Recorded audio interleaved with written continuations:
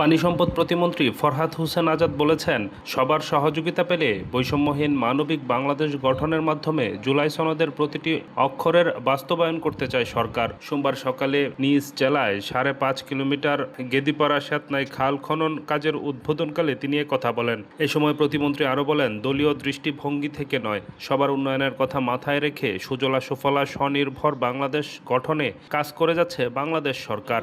ফুলে ভরে তুলব এবং শহীদ প্রেসিডেন্ট জিয়াউর রহমান 1977 সালে এই খাল খননের মধ্য দিয়ে তার সেই ক্ষণজন্মা পুরুষে অল্প সময়ের ভিতরে উনি খাদ্যে স্বয়ংসম্পূর্ণ করেছিলেন এবং খাদ্য রপ্তানি করেছেন।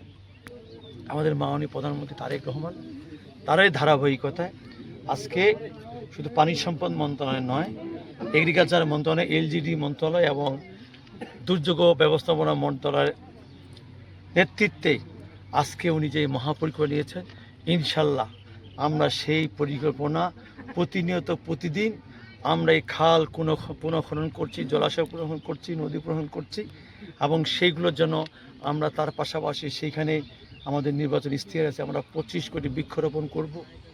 আমরা সেই খালের পাশে আমরা সেইগুলোকে আমরা সেখানে মানুষের মাছ চাষ করার ব্যবস্থা করব।